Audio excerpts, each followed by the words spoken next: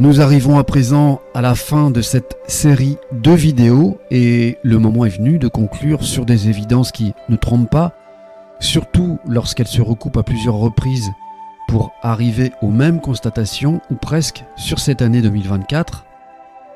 Lorsque trop de choses ne vont pas, qu'on ignore et qu'on fuit les problèmes sans cesse pour ne pas les voir ni les entendre, ils finissent toujours par nous rattraper pour de bon, tôt ou tard, et remonter à la surface, ce qui va être le cas, mais au fond, ne serait-il pas un mal pour un bien ? Les conflits appelleront les oppositions à se manifester, les contestations appelleront à une remise en question de ce qui ne fonctionne pas, le négatif appellera le positif à rétablir l'équilibre, et l'obscurité appellera la lumière à s'exprimer.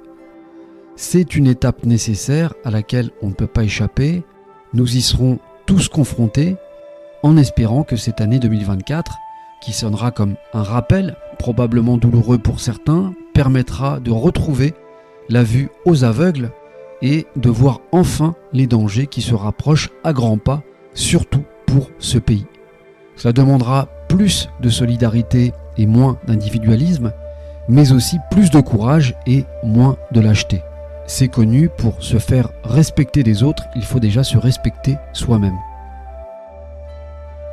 Malgré tout, ces énergies feu qui sont en constante poussée comme jamais auparavant nous offrent un potentiel incroyable à exploiter, à condition bien sûr de les travailler. Alors logiquement, il ne faudra pas attendre oisivement de récolter des contrariétés ou des problèmes pour revoir sa façon de faire, de penser, d'agir et d'interpréter la vie, mais plutôt de s'imprégner de ce courant positif qui ne demande qu'à être apprivoisé. C'est à l'humain de s'adapter et de faire cet effort, et non le contraire.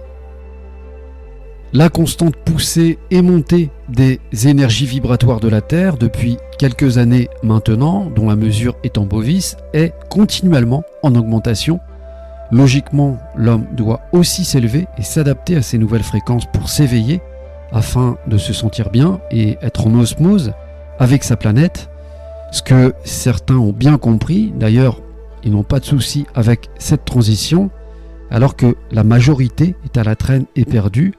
Seulement les cieux, la nature et l'univers ne vont pas les attendre, ce qui veut dire que les personnes qui ne veulent pas suivre ce processus, s'adapter, qui ne veulent pas évoluer ni avancer, vont se retrouver coincés face à différents dilemmes ou cas de figure dans lesquels ils vont s'enfermer eux-mêmes. L'énergie de la Terre change, or pour s'adapter, l'humain doit aussi changer avec un travail de conscience sur lui afin d'élever ses vibrations pour qu'elles soient en accord et en phase avec celles de la Terre, comme cela s'est produit auparavant à d'autres périodes de l'histoire, mais avec une intensité nettement moindre. Pour le moment, les vibrations de la Terre augmentent rapidement, mais celles humaines beaucoup moins. Donc forcément, il y a un décalage qui crée ce désordre, car certains veulent garder leur pouvoir et donc leur basse vibration pour continuer à exister en se nourrissant de la souffrance humaine. Forcément, ça explique ces oppositions entre lumière et obscurité aujourd'hui, entre ceux qui veulent avancer et ceux qui ne veulent pas que les choses changent pour leur propre intérêt, matériel comme personnel. Il ne faut pas oublier que durant les siècles précédents, les gens étaient beaucoup plus spirituels et plus lucides des enjeux qu'aujourd'hui en Occident.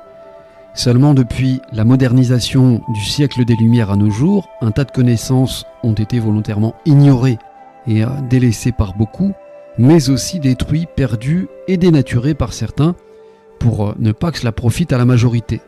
Aujourd'hui, la carence est énorme car beaucoup n'ont jamais eu de transmission ou d'outils des aïeux pour faire face à cette période très spéciale que nous traversons, ne sont pas préparés, mais surtout, ils ont oublié de se connecter à leur conscience, une conscience censée les guider dans leur vie.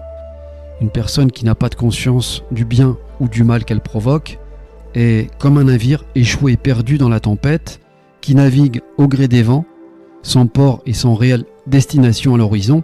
Forcément, ce type de personne provoquera plus de catastrophes consciemment comme inconsciemment, pour elle comme pour les autres, ce qui explique aussi aujourd'hui ce chaos général. Alors même si une grande majorité ne se l'avouent pas, on continue volontairement à leur servir du pain et des jeux, comme les enfants à la maternelle, pour les endormir et abrutir la masse avec des nouvelles technologies toujours plus innovantes. Après tout, certains s'en contentent car elles vendent du rêve, mais combien de temps encore et avec quel effet au final sur leur vie? L'exemple frappant parmi tant d'autres est celui du boîtier en vente nommé Flipper Zero, que je vous invite par curiosité à voir avec ses gadgets et qui fait froid dans le dos. En toute franchise, une société qui veut du bien à ses citoyens ne peut pas cautionner ça. Elle a perdu toute morale et montre qu'elle n'a plus aucune limite à présent.